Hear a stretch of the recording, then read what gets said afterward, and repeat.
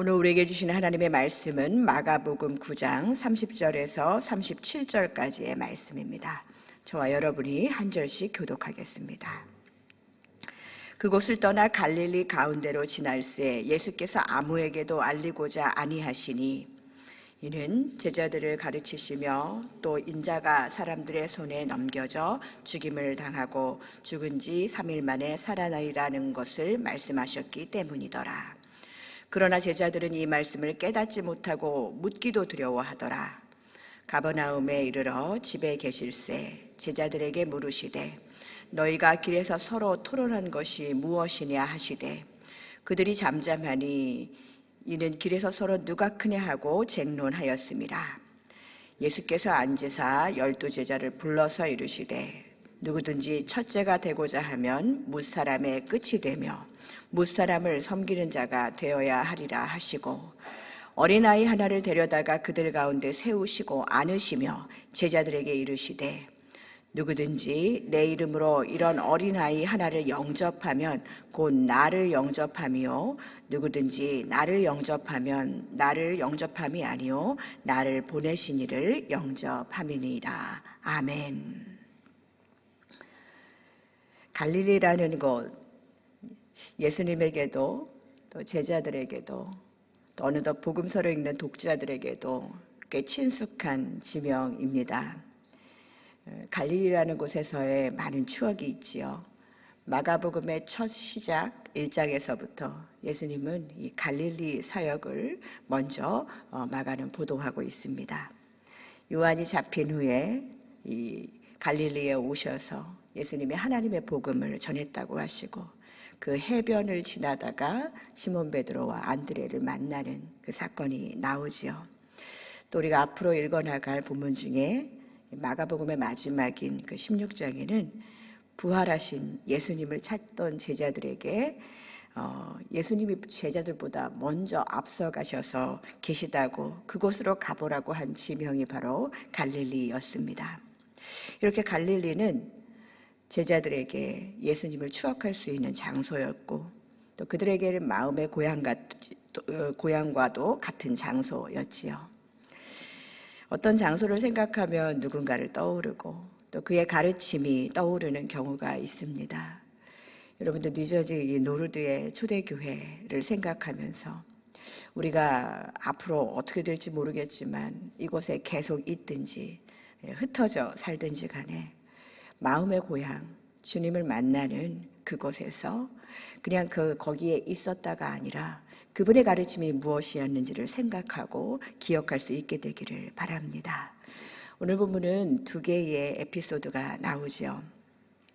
전반부 30절에서 32절까지는 이 마가복음에 나타난 예수님의 죽으시고 부활하시는 순환의 예고가 되어 있습니다. 벌써 2번째 예수님이 이 얘기를 하고 계시지요. 이제 갈릴리에서부터 예수님은 이제는 예루살렘으로 이제 가야 되겠다 하는 마음을 먹으셨어요. 이제 언제가 될지 모르지만 어떻게 보면은 이 공생애에서 갈릴리에서의 가르침을 이제는 앞으로 이제 예루살렘을 향해서 갈 것을 생각하시면서 제자들에게 정말 하고 싶은 말씀을 남기고 계시는 것 같아요. 31절을 한번 볼까요? 함께 보겠습니다. 이는 제자들을 가르치시며 또 인자가 사람들의 손에 넘겨져 죽임을 당하고 죽은 지 3일 만에 살아나리라는 것을 말씀하셨기 때문이라. 예수님은 이것을 말씀하셨어요. 그동안에는 조금 다른 즐거운 이야기들로 화제를 가졌다 한다면 이제는 진정으로 내가 이 제자들을 떠나기 전에 함께 알려야 하는 것들 조금씩 노출하기 시작하시지요. 그런데 제자들의 반응은 이 말씀을 깨닫지도 못한 것도 그렇지만 이렇게 듣는 것조차도 또 묻는 것조차도 두려워했다라는 말을 합니다. 듣고 싶지 않은 거예요. 우리는 제자들도 그렇고 또 예수 그리스도의 이야기를 듣는 사람들 또 요즘 세대들 뭐 어디서나 그렇습니다. 진리, 옳은 이야기를 듣고 싶은 그런 사람들보다는 내가 듣고 싶은 것을 즐겨 듣기를 더 원하지요. 요즘 세상은 더 그렇습니다. 무언가 하나를 들으면 계속적으로 이 AI가 알고리즘에 의해서 내가 들었던 패턴으로 비슷한 것들을 계속적으로 듣게 합니다. 그게 진리인지 확실하지 않아요. 그런데 우리는 점점 옳은 이야기, 진리에 대한 것에 귀 기울이는 것보다는 나에게 익숙한 것, 내가 좋아하는 것, 내가 정말 듣고 싶은 이야기, 똑같은 이야기를 들어도 내가 듣고 싶은 이야기만 쏙쏙 빼서 듣는 그런 귀를 가진 경우가 많이 있습니다. 마가복음은 다른 복음서들보다 이 예수의 이 제자들의 몰희에 무지함에 대한 예수님이 말하는 것마다 못 알아듣는 것에 대한 답답함을 이야기하지요. 모르면 묻기라도 해야 하는데 묻기조차도 두려워했다. 내가 원하는 대답이 나오지 않을까 봐입니다. 우리도 말씀을 들을 때마다 내가 원하는 이야기보다 주님이 나에게 순종을 요구하시는 이야기를 들을 때가 더 많이 있어요. 그런데 어쩜 그렇게 내 방식대로 잘 해석하고 이해하는지요. 진정으로 우리에게 예수님의 말씀이 들렸다. 그것이 무엇을 의미합니까? 그냥 흩어져 날아가는 말씀이 아니라 내 안에 레마, 말씀하시는 하나님이 진짜 나에게 무슨 순종을 원하시나 이것만 들어서 걸러듣는 것이 아니라 하나님의 말씀을 통전적으로 듣는 훈련, 연습을 해야 합니다. 그 안에는 기적의 사건, 은혜의 사건, 회복과 치유의 사건도 있지만 이렇게 내가 너희를 떠날 때가 됐다. 나는 순환을 당할 거야. 나는 수치를 당할 거야. 그러나 나는 부활할 거야. 예수님이 궁극적으로 하고 싶은 진리의 말씀에 귀 기울여야 한다는 것이지요. 예수님이 깨닫기 원하셨던 그 말씀, 가장 가까이 있는 제자들에게도 공감받지 못하는 그런 주제였어요.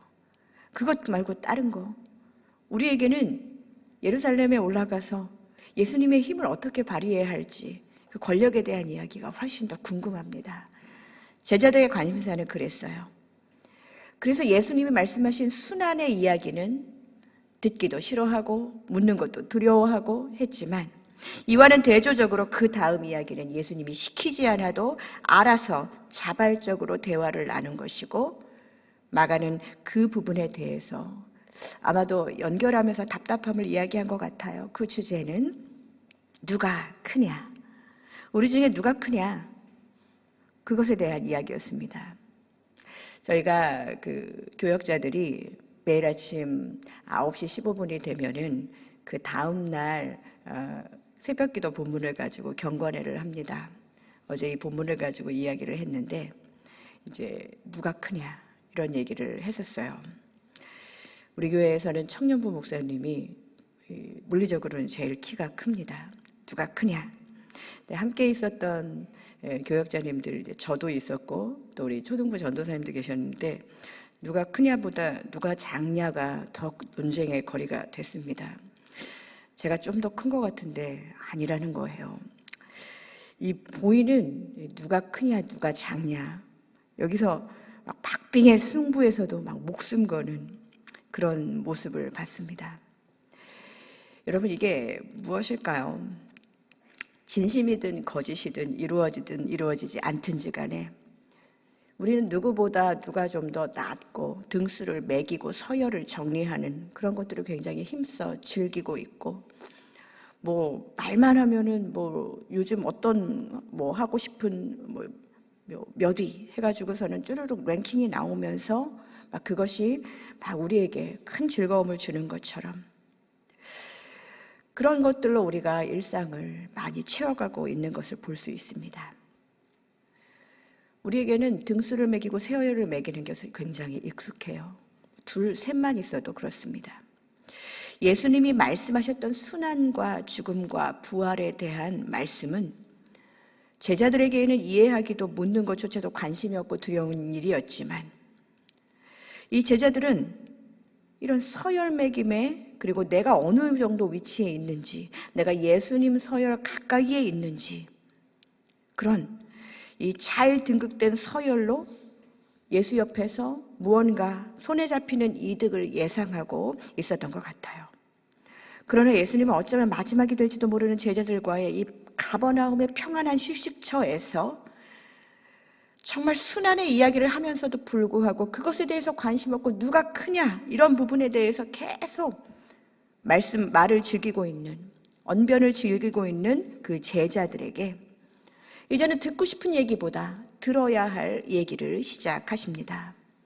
이 누가 크냐의 이야기를 예수님은 이렇게 정리하셔요. 먼저 12 제자를 부르십니다. 그 부르심은 서로 자신이 더 큰 사람이 되려고 애쓰는 제자들의 바램과는 완전히 다른, 이 세상을 살아가는 사람들의 삶의 목적, 저것보다는 좀 낮게, 저 환경보다는 좀 낮게, 저 사람보다는 조금 낮게 하는 그 서열 매김, 이것과는 완전히 다른 그런 인생의 삶의 목적을 뒤집어 엎어버리는 그런 말씀이었습니다. 35절의 말씀을 함께 읽겠습니다. 함께 읽습니다. 예수께서 앉으사 12 제자를 불러 이르시되 누구든지 첫째가 되고자 하면 뭇사람의 끝이 되며 뭇사람을 섬기는 자가 되어야 하리라 하시고, 이 말씀은 나는 별로 첫째가 되고 싶지 않아 하면서 이 말씀에 대해서 관심을 없어하지 말라는 거예요. 진짜로 중요하게 예수님이 하고 싶은 말은 진짜 이 땅에 어떤 사람이 필요한지, 나를 따르는 사람들은 어때야 하는지를 알려주는 것이죠. 예수님은 이 땅에 첫째와 끝이 있다 없다 그 개념 자체를 부인하지는 않으셨어요. 그러나 누가 첫째이고 누가 끝인지 그것에 대한 근거는 그 사람이 다른 사람을 어떻게 섬기고 있는지 그 여부로 판단할 수 있다, 그렇게 말씀하시는 거예요. 이 세상이 매기는 첫째는 능력이 있고 남보다 좀 더 낫고 하는 첫째일지 모르겠지만 하나님 나라에서는 그 첫째와 끝의 개념이 다르다는 것이죠. 제자들은 하나님 나라 공동체를 이루는 일에도 이 땅의 권력 구조에 그 공식을 여전히 대입하고 있습니다. 우리는 자유한가요? 우리 역시도 하나님 나라를 지향하고 예수의 제자 공동체로 교회가 함께 모였지만 여전히 우리에게 이 권력 구조라는 거, 조금 이런 그래도 보암직도 하고 먹음직도 한 어떤 그런 형태의 그런 공식을 대입하면서 이 세상 나라를 그저 답습하고 있는 공동체의 모습은 아닌지 우리는 생각해 봐야 됩니다. 예수님은 그런 제자들을 향해, 그리고 이 땅의 공동체를 향해서 이런 가르침을 주시지요. 36절입니다. 어린아이 하나를 데려다가 그들 가운데 세우시고 안으시며 제자들에게 이르시되 누구든지 내 이름으로 이런 어린아이 하나를 영접하면 곧 나를 영접함이요 누구든지 나를 영접하면 나를 영접함이 아니요 나를 보내신 이를 영접함이니이다. 예수님이 오늘 말씀하신 순환 예고도 지금 이 말씀도 사람들이 결코 듣고 싶어하는 공식의 말씀은 아니었어요. 그러나 이제는 예수님이 십자가를 향해서 예루살렘을 향해서 한 걸음씩 나아가는 이곳에서 더 이상 하나님 나라 공동체는 세상 나라의 상식 가운데서 이루어지는 것이 아니라 그 상식을 뒤집는 전복하는 하나님 나라의 분명한 힘이 있다라는 것을 가르쳐주고 있습니다. 예수님이 가르치고 싶으셨던 이 첫째가 되는 사람, 그냥 그 첫째의 이름을 섬기는 사람이라고 이야기하지요. 권력을 갖고 싶어하는 이 땅의 사람들에게 섬김이 힘이라는 말을 하시는 거예요. 근데 굉장히 구체적으로 이 마가복음은 섬김에 대해서 이야기하고 있습니다. 피상적인 대화가 아니었어요. 예수님은 12 제자의 한가운데 어린아이를 데리고 오십니다. 그냥 이렇게 놔두는 게 아니라 어린아이 하나를 데려오셔서 세워주셔요. 그리고 어떻게 하셨다고요? 안으십니다. 그 장면이 상상이 되시나요? 어른들, 건장한 어른들 사이에서 싫어요, 안 가고 싶어요 하면서 자기 자신을 잘 내세우지 못하고 제대로 일어서지 못하는 어린아이를 세우시고, 또 이 세상에 사람들의 위협 속에서 지켜주시는 그 안으심. 오늘은 문득 이 말씀이 굉장히 제 눈에 많이 들어왔습니다. 하나님 나라 공동체는 다 갖춰진 성인, 분별력과 지각과 상식선에 있는 교양인들이 모이는 고상한 모임이 아니라는 말이에요. 어린아이, 내 시선에 그다지 그렇게 미덥지 않고 변변해 보이지 않는 사람, 실제로 정말 어린 사람, 내 마음보다 내가 상식선에서 저 정도 되면은 이 정도는 돼야 되는 거 아니야 하는데 도무지 그런 기미가 보이지 않는 마음이 어린 사람, 사회적 약자들을 공동체 안으로 데리고 와서 서기가 어렵고 쭈뼛쭈뼛하는 그 사람을 세워주고 안아주고 따뜻하게, 이것이 섬김이라는 거예요. 우리가 도와줄 테니 너는 그냥 거기 있어. 우리 안에 들어오지 마. 그냥 섞이지 말고 도움이나 받아. 이게 섬김이 아니라는 거예요. 공동체 안으로 깊숙이 들어올 수 있도록 손을 내밀어 환영해주고 문턱을 낮춰주고 끌어주고 내 영역 안에서 약하고 어린 타인을 초대해서 세워주고 안아주는 것. 그것이 참된 섬김이고 첫째가 되려고 하는 사람이 가져야 할 하나님 나라의 질서라는 것이죠. 이 말씀을 준비하면서 마음이 좀 답답했습니다. 우리가 이걸 몰라서 못하나요? 잘 되지 않잖아요. 섬김을 하면서도 우리는 여전히 누가 그 일을 할 것이냐, 누가 중요한 일을 할 것이냐, 누가 더 크냐. 어린아이를 세워주고 안아주는 그것보다 우리 공동체 안에서 어린아이같이 행하는 사람들에게 도무지 너그럽지 않은, 세상 나라의 공동체와 별반 다를 것 없는 크리스찬이 있는 가정, 직장, 일터, 심지어는 예배 공동체까지도 우리는 세상 나라의 상식으로 자꾸 판단을 하게 됩니다. 좀 버릇이 없어도, 좀 고마움을 몰라도, 좀 매너가 없어도, 내 수고를 좀 알아주지 않아도 우리는 예쁘장하게 생긴 어린아이에게 이 괘씸한 것 하면서 상처받지 않잖아요. 예수님이 말씀하신 어린아이를 영접하는 거, 이런 거 아닐까요? 그러면서도 아이들에게 섬세한 그런 케어가 필요하다는 것 때문에 안전장치를 달아주고 이것을 금하고 하면서 아주 섬세하게 케어하는 것, 섬김이라는 게 이러는 것이라는 거예요. 마가복음에는 예수님이 아예 어린이들을 말씀하셨지만 다른 공간복음서 마태복음 25장 같은 데는 아예 이 섬김의 대상을 굶주리고 옥에 갇히고 헐벗은 사회적 약자를 이야기하고 계십니다. 이런 자들이 나야, 나에게 하는 것이랑 똑같은 거야 하면서 예수님은 지극히 작은 자들에게 자기를 동일시하시면서 그가 앞으로 가야 할 길이 바로 십자가의 길, 그것을 이야기하고 있는 것입니다. 그런데 더 중요한 것은 누구든지 내 이름으로, 지금 예수 그리스도의 이름으로 어린아이를 영접하고 섬겨야 된다는 거예요. 무슨 말일까요? 내 뜻은 난 어린아이 싫어요. 내 뜻은 나는 갖춰진 사람과 일하고 싶어요. 내 뜻은 좀 더 변변하고 좀 더 나은 삶 속에 있는 사람들과 어울리고 싶고 거기서 섬기면서 내 자아를 실현하고 싶어요. 이게 내 이름으로 하는 섬김입니다. 예수님은 하나님 나라 공동체에게 예수 그리스도의 이름으로, 누구의 이름으로 한다는 것은 그의 뜻을 따라 살라는 것이지요. 그렇다면 우리가 지금 하고 있는 섬김 누구의 이름으로 하고 있습니까? 예수 그리스도의 이름으로 하고 있는지 우리 자신을 한번 돌아봐야 됩니다. 우리는 지금 예수 그리스도의 이름으로 무엇을 하고 있는 것입니까? 이 목사가 말씀을 전하면서도 내 이름을 더 내세우고 내 뜻을 더 내세운다면 그것은 섬김이 아니에요. 그래서 힘들었나 봐요.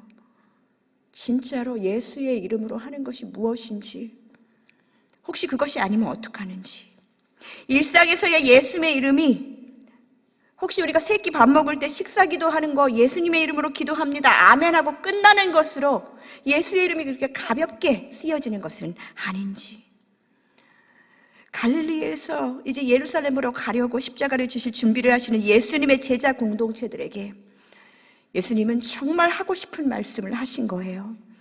너의 뜻이 아닌 내 뜻으로, 각자의 제자들의 이름이 아닌 예수 그리스도의 이름으로 모든 것을 행하라. 사랑하는 성도 여러분, 예수의 이름으로, 오늘 내 이름에 예수의 이름을 더하는 것이 아니라 온전히 예수의 이름으로 하나님 나라의 영광을 위해서 그렇게 어린아이를 세워주고 어린아이 같은 사람들을 안아주고 어린아이처럼 되고 싶어하고 여전히 거기에 머물러 있는 사람들을 섬기면서 하나님 나라의 귀한 첫째로 섬기는 자로 살아가시기를 주님의 이름으로 축복합니다. 함께 기도하겠습니다.